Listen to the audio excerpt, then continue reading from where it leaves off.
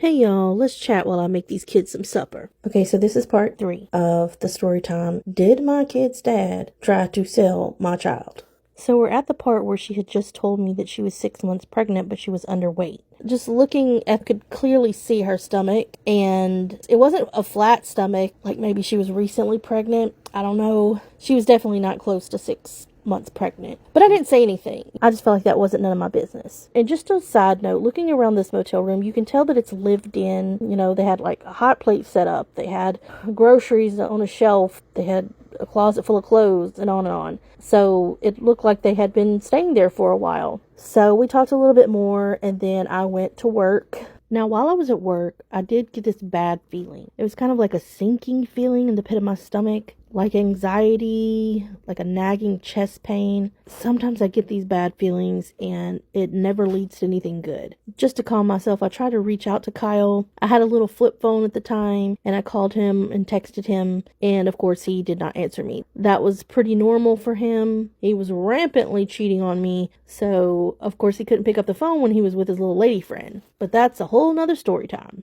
I worked my shift. It's like a 10-11 hour shift depending on what time I get out of there.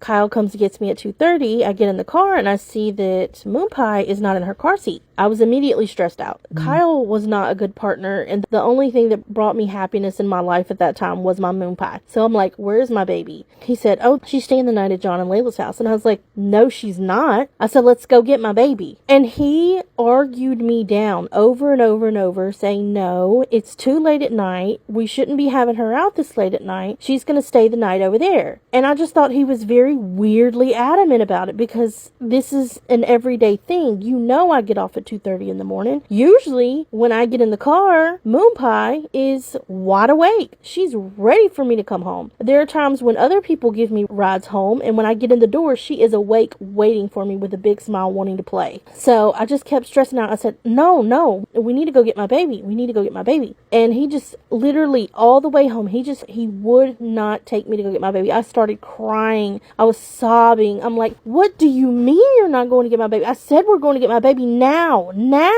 Follow for part 4.